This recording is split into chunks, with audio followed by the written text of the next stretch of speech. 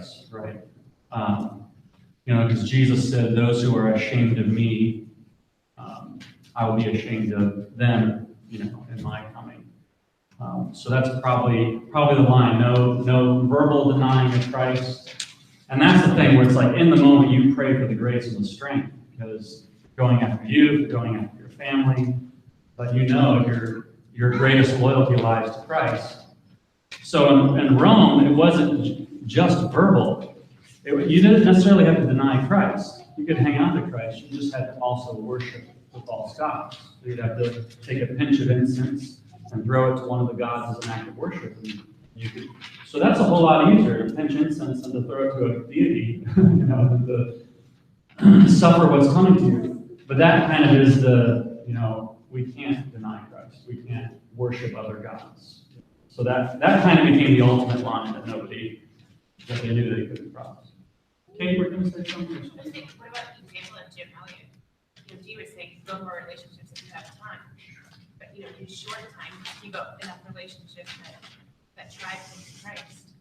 He didn't run from martyrdom. Right. I don't think you could necessarily say, the Lord's going to do what the Lord's going to do. He's going to use people.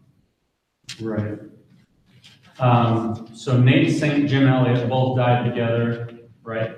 So were they trying to establish a relationship by dropping in food and things like that? But the moment they tried to kind of capitalize on that, they were executed. Yeah. So. And then two of the wives ended up going back and working with that tribe. Yeah. Because of that short-term relationship. That's true. Yeah. And wasn't everybody saved in that tribe? Right, so we want to be careful. We don't want to just be pragmatic and say, because if I fly under the radar, it seems to be more productive. We want to ask the question, what serves the gospel better? What serves the glory of God best? What seems to be the most biblical, approach to take. So I think sometimes a person can go too far one side, but then at the same time, based on that verse I read you, if you're saying like a lot in the early church did, it's spiritually deficient to run from martyrdom. That's going too far on the other side. Nothing wrong with preserving your life if you're not compromising the gospel. You're saying like going into China nowadays, you can't get a visa to get into China if you put up more than the British gospel. Right. You won't get in there. Right. With today's laws, so you can't. Yeah. Just sneak across the border. Right. Like could have 1,000 years ago. Right. Right. So. Mm-hmm. Mm-hmm. Mm-hmm. Right. Right. Yeah. So there just might be a factual reason. Right. Yeah. Yeah. That's not a lie. And yeah. So.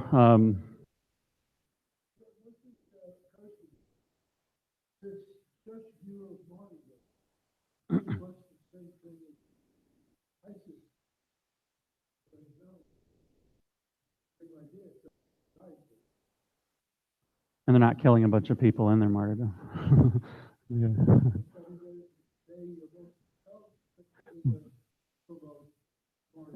Right. Right. But you're just saying how they see martyrdom as a high calling, as the best. Yeah. Yeah. Yeah. So this is, one of the things they were working through. All right. So here's another prominent martyr of the time, Polycarp, 69 to 156 AD, a disciple of Ignatius, actually, and the target of an unsatisfied, bloodthirsty mob. So there was a guy named Germanicus, a strong Christian, who was being martyred, and they wanted him to shut up. And as he's being, tormented for the faith, he just got louder and bolder. And so when he died, the crowd was so worked up because of his boldness that they started chanting for Polycarp's head too. And so that's how Polycarp, who was a prominent pastor, bishop during the time, was arrested. And he greeted his captors with hospitality, dinner, and a kind conversation. He actually ran away initially. Ran away a little bit, then he got convicted. I probably shouldn't be doing this. And so he stayed put, and the soldiers came to arrest him and actually made them dinner and had a nice conversation.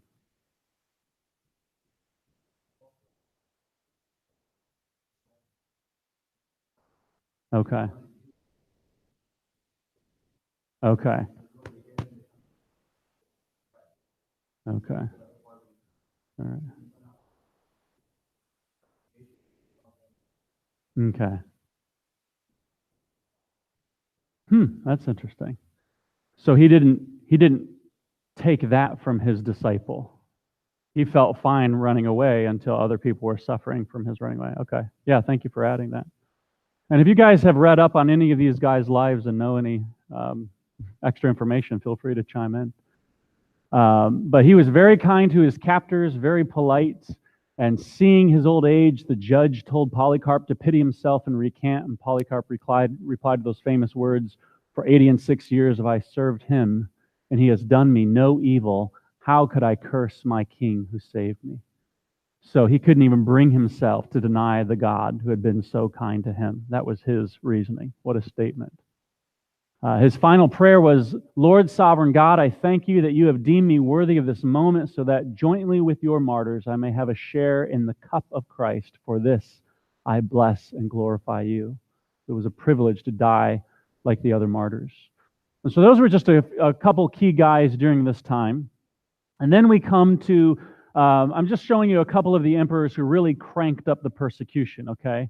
So we come to Emperor Marcus Aurelius, and he was a refined emperor. He wasn't like Nero, who would like to think of himself as refined, but was not. He was a barbarian.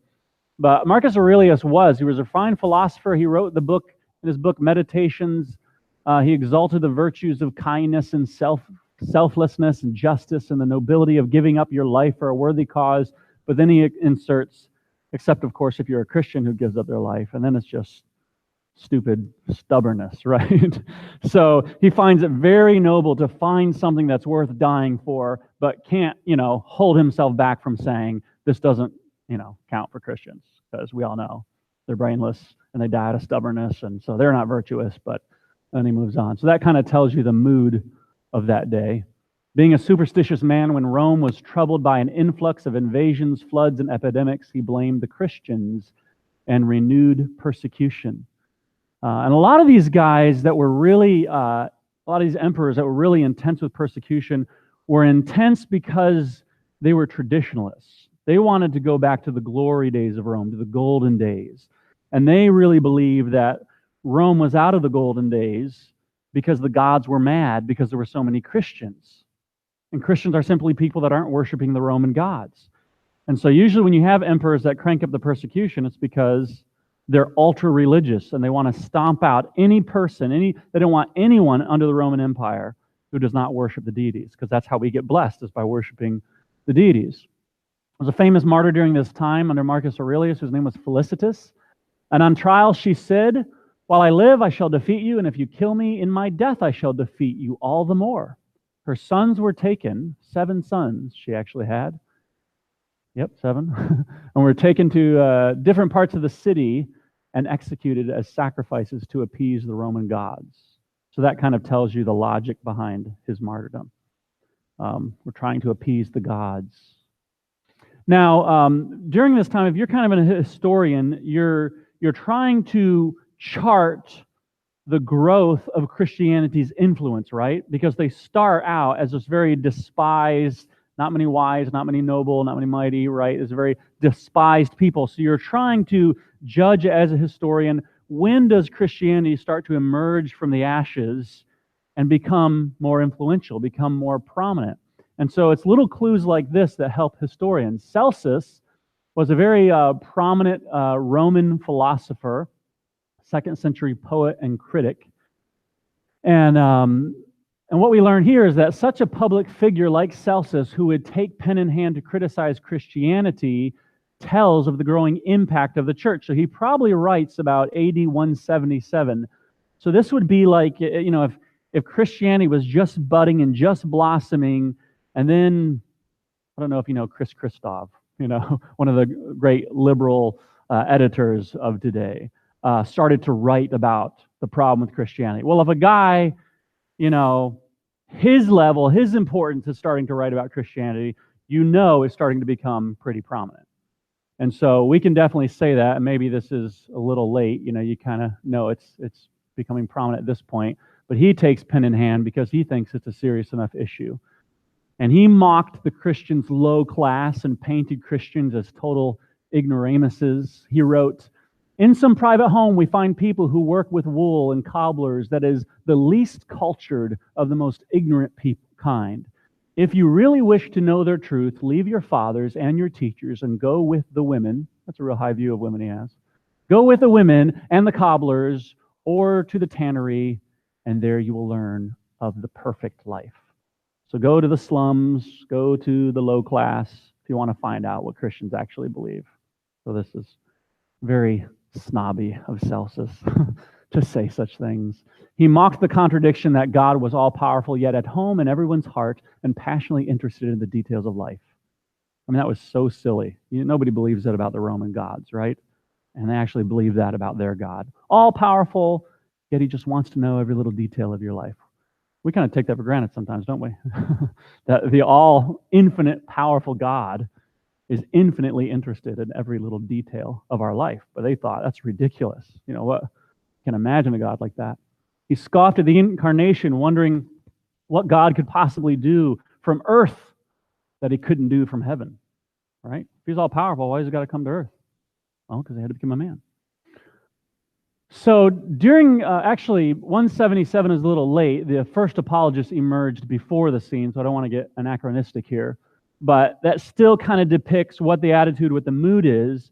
And it is out of this sort of cultural milieu that the first Christian apologists emerge. Now, just from what I've told you is the attitude towards the church, what do you think are the issues that the first Christian apologists would need to answer?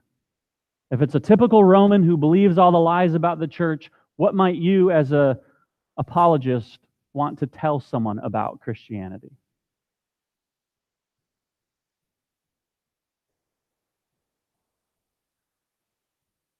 Yeah, the resurrection, okay. Talk about the witnesses involved there.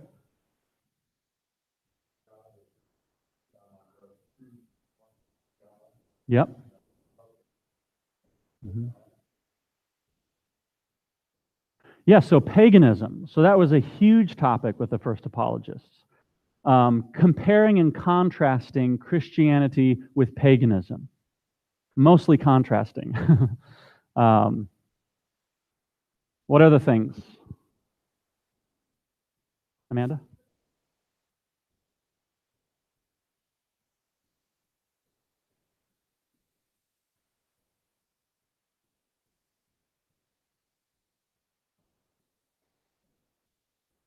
The swoon theory and all that, yeah.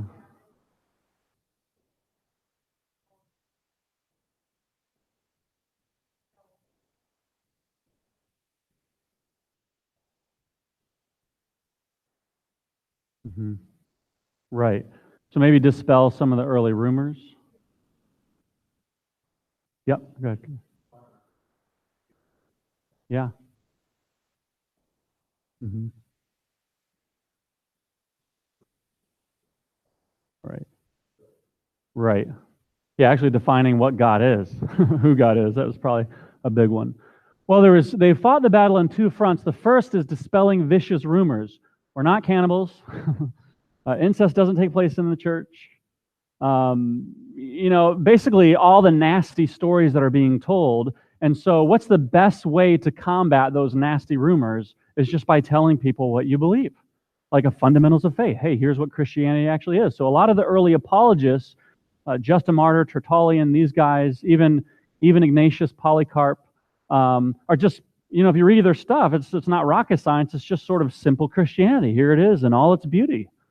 And then the other thing is explaining the relationship between Christianity and pagan philosophy, because remember, Rome was crazy about pagan philosophy. They loved Plato, they loved Aristotle, and to contradict Plato just made you outdated, right? Get up with the times. Everyone knows that Plato knows what he's talking about. So to what degree is Christianity compatible with Plato? So I want to park on this a little bit. Tertullian was, we're going to talk a little bit more about him. He was very systematic. He was a lawyer, I believe, if I remember correctly, before he was saved, and he really helped systematize a lot of a lot of just theology, studied the scripture and brought out kind of systematic theology. And he was passionately against the idea that Christianity has anything to do with Platonic philosophy or pagan philosophy. And then opposing him was Justin Martyr. And he believed that Greek philosophy and Christianity are compatible on certain levels. He believed that Platonic philosophy actually can lead to the doorstep of Christianity. And he believed it's a very powerful apologetic to be able to explain that to people. In what ways does Plato's philosophy dovetail with Christian theology? And what ways do they agree? And he thought we should be explaining that. So Tertullian was famously known for saying, what does Athens have to do with Jerusalem? What does the academy have to do with the church? These things have nothing to do with each other. We should not be spending any time talking about the relationship between pagan Platonic philosophy and Christianity. He maintained that Christianity was totally incompatible with Gnostic dualism. We'll talk about that, which of course it is, that all things physical are bad and only the immaterial is good. He spent a lot of time saying that is, contradicted over and over again in scriptures. But also his zeal was fueled by the many heresies troubling the church, birthed from merging paganism and Christianity, the chief example of being Gnosticism. So we're going to talk about Gnosticism, but this heresy is coming into the church, and Tertullian's saying it's coming into the church because people think that Gnosticism is compatible with Christianity. And so he kind of went to the extreme. He's a very black and white thinker, and he said, there's nothing, well, I'll let you be the judge if he was going to the extreme. There is nothing in common with pagan philosophy and Christianity. But Justin Martyr, who lived between 100 and 165 AD, he said that Greek philosophy and Christianity are compatible, and here's his backstory. Justin was a pagan philosopher who, while walking on the beach, met an old man who told him that Christ answered all the philosopher's questions. So Justin Martyr was really the first product of beach evangelism, right?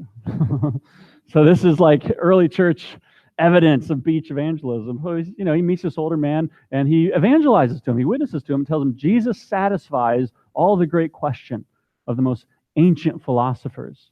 Justin investigated the old man's claim, became a Christian, and Justin felt the intersection between philosophy and Christianity to be a powerful apologetic of the faith.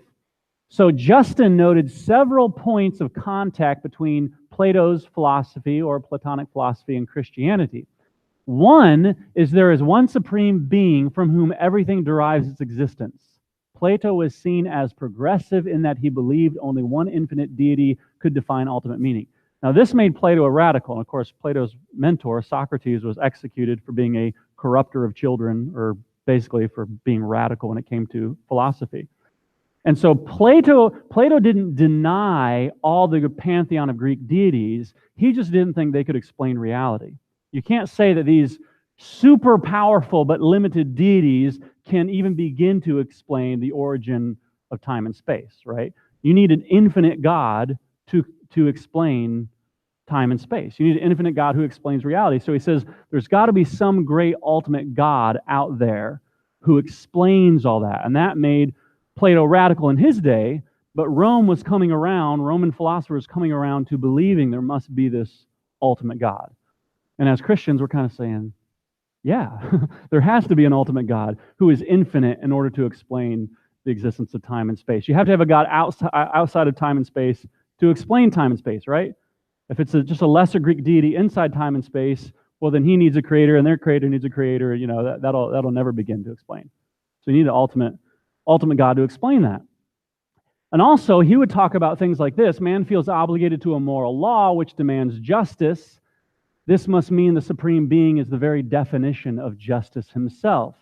So since we all have a sense of justice, a conscience, a right and a wrong, Plato would look at that and say, this must mean that our Creator is the ultimate standard of justice if he has created people to have this sense of justice, right?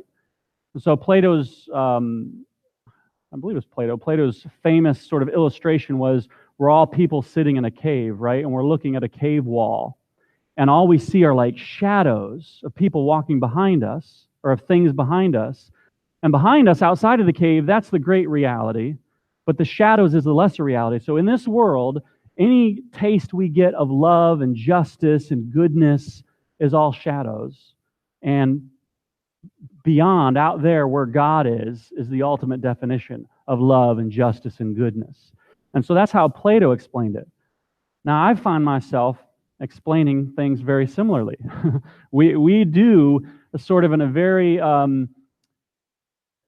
diminutive, sort of dialed down version, what is ultimately and perfectly explained in God. And so this is how Plato was explaining things. So Justin Martyr was already thinking on this vein. So when he comes to the true God of the Scriptures, to him, in some way, Platonic philosophy did kind of lead to the door of Christianity. And it made total sense. So it was unhelpful for him that Tertullian would say, no, they've got nothing to do with each other. We should never talk about their compatibility. And that's sort of where the two arguments were taking place. He also looked at man's ability to reason means that the universe must have been ordered by an ultimate reason himself. So if the fact that pi equals 3.14, nobody invented that, right? It just is. There's sort of axioms floating in reality that can't be created or they can't evolve to that point. So it just demands there must be a logical God behind that they called, by the way, the Logos, which John 1:1 calls Jesus the Logos, which in one sense is awesome. Jesus has come to explain the Father. He's the Logos. In the other sense, he's clothed in physical flesh, which is just like anathema to the Greeks because of their Gnosticism. So those are points of compatibility. So based on what I've said, if you were sitting under Tertullian and then, next period you sat under Justin Martyr, which of these guys do you think you would align with, or would you start your third group? Maybe a different spin off these two. Would you say, yes, the church needs to preach, there's nothing in common with pagan philosophy in any of their observations and biblical theology? Or would you say, well, slow down like Justin Martyr did? I think they have some correct observations, which can be helpful to show why the Bible answers all those things. Or general thoughts. Will?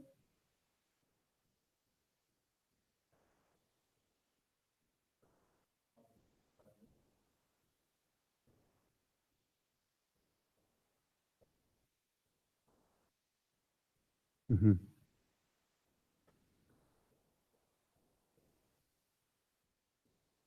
Mm-hmm. Yes, because the Roman Catholic Church was steeped in Thomas Aquinas. And Thomas Aquinas was more Aristotle than Plato, but it was still heavily philosophical, which was one of Luther's gripes, that it was so philosophical. So they definitely thought that they had a ton to learn from the philosophers to almost completely forgetting about the Bible. Yeah.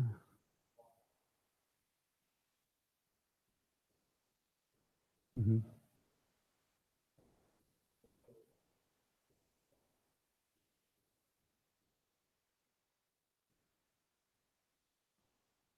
Yeah.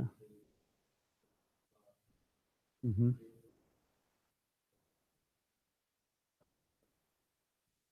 Mm-hmm. Mm-hmm. Right. Right.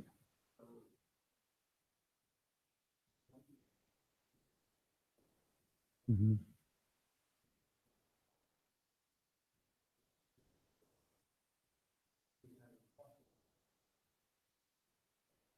Mm-hmm.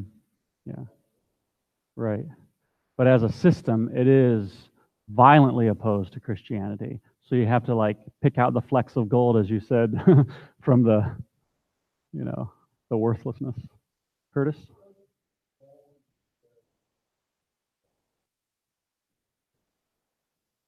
Mm-hmm. Yeah. First Timothy, the vain philosophies, the traditions, because it's very easy. I think it pats the back of pride a little bit too. It's very easy to become very high-minded and philosophical, and we can even do that with our theology. So we start to adopt systems that aren't right. Amanda?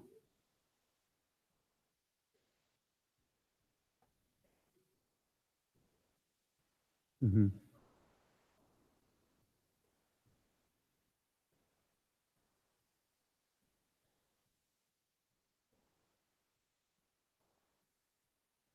Mhm.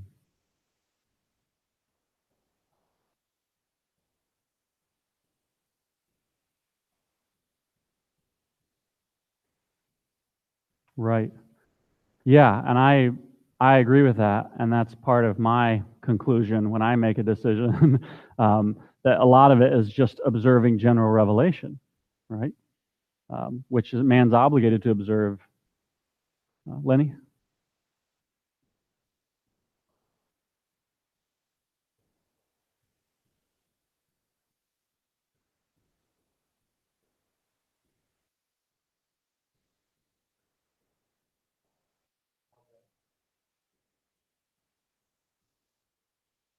In inward theology?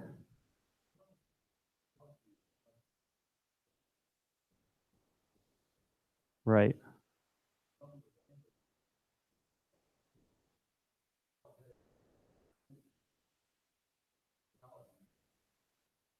Hmm.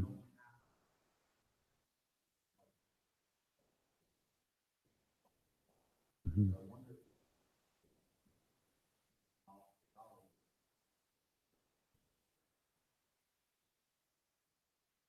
Hmm.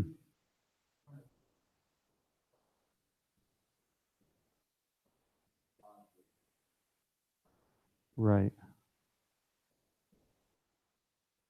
Right. Right.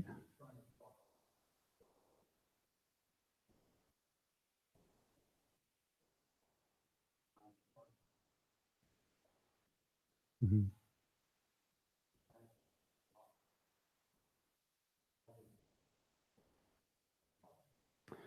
Well, I would say apologetics would be nothing without theology.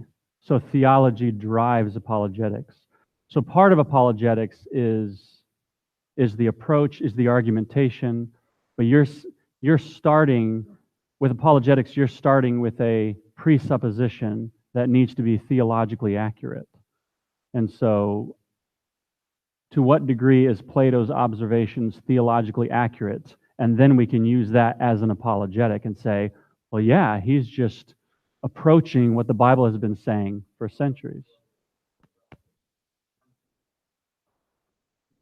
Hmm.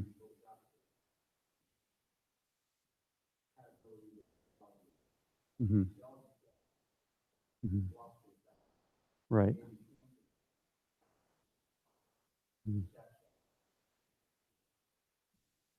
Right. Philosophy is sort of pondering on the theology of man and theology of proper and existentialism, how we know what we know, which for the Christian is inextricably bound up with biblical theology. Yeah. Pastor John.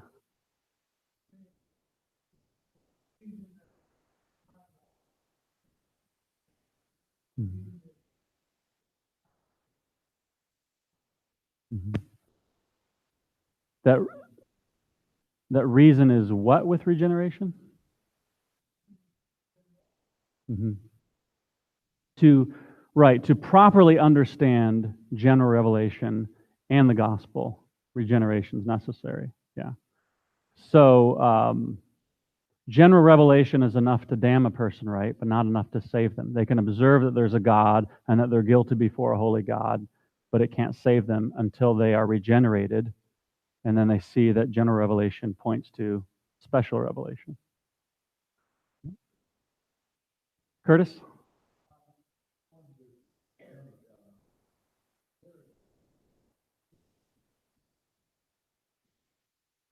Polemics?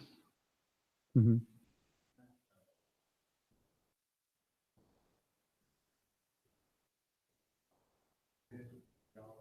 Hmm.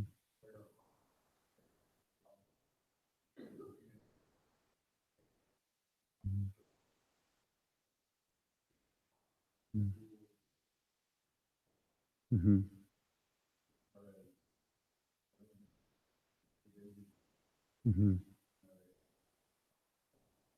Hmm.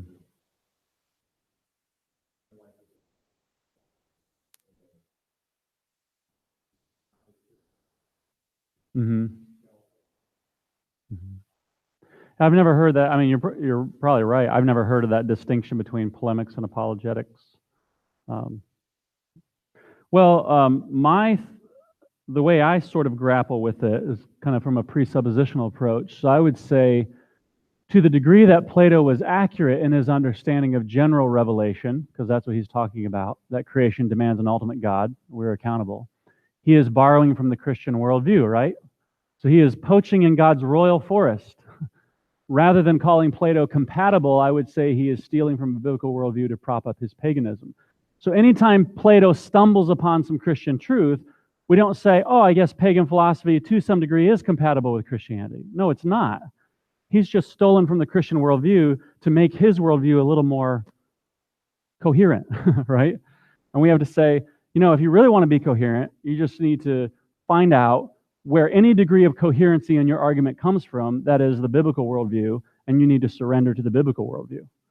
To any degree that Plato's philosophy looks redeemable, it's only because he took it from God, right?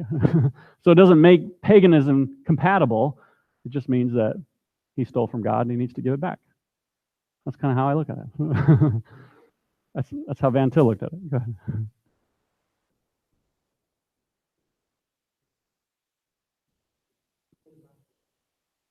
Mm-hmm.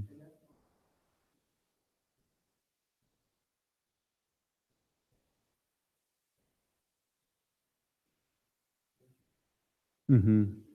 Right.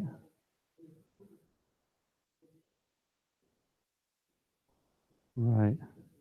Yeah. Yeah. Right.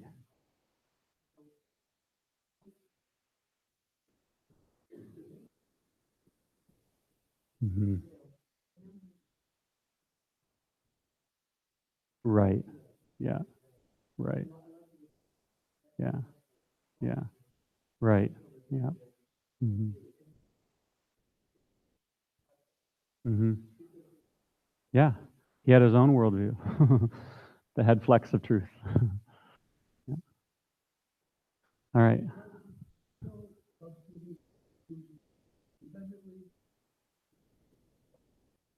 I don't know if I know enough about him to know how much were his and how much were Socrates. I'm not sure. Kate?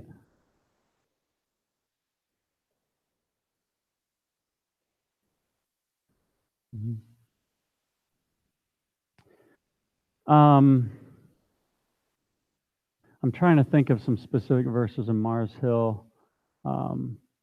Well, yes, so when he says we are all God's children, he doesn't use that as the Unitarians would use it today, but we are all created by God. So I'd have to look at that. Do you know more specifically, like?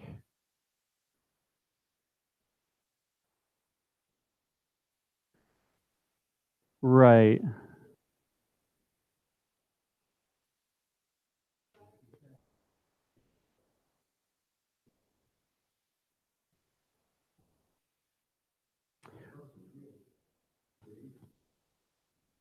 Okay, so what Amanda, that was what I was trying to think of. So to the unknown God, whether he's admitting some sort of compatibility with their unknown God, I don't think so. I think a lot of people have made that of Acts 17.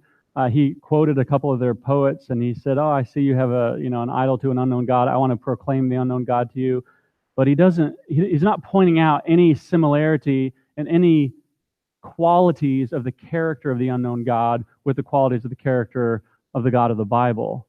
He's just sort of maybe capitalizing upon their ignorance. So even that there's something out there you haven't figured out, and I want to tell you what it is. So I've never, I know Mark Driscoll was a big one, was really loved to see Acts 17 was sort of the proof of contextualization, and all that. And I don't know, I never was able to get my mind around Paul actually doing that, even though he definitely tried to, I want to say he tried to find some common ground, maybe not in a theological sense, but, right, maybe being, by showing them he knows philosophy too, he's grappled with many of their questions, and so he's not coming into this blind, but he just so quickly gets into the gospel.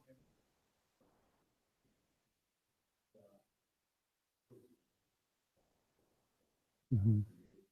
Mhm. Okay. Yeah. Yeah.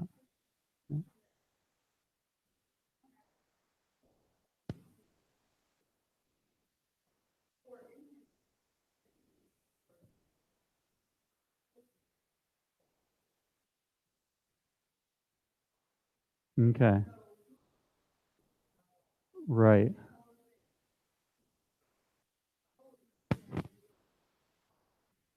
Right. Right. Yeah. So that would be a good example of of a safe kind of commonality, kind of common ground. But right. Right. And that repentance. Right. Yep. Well, time is away from us. I didn't realize after quarter after, so we got to go. Heavenly Father, thank you for this class and thank you for all the interaction, and may it just help us sharpen our mind and our own evangelism as we proclaim Christ to a world that needs him. In Jesus' name, amen.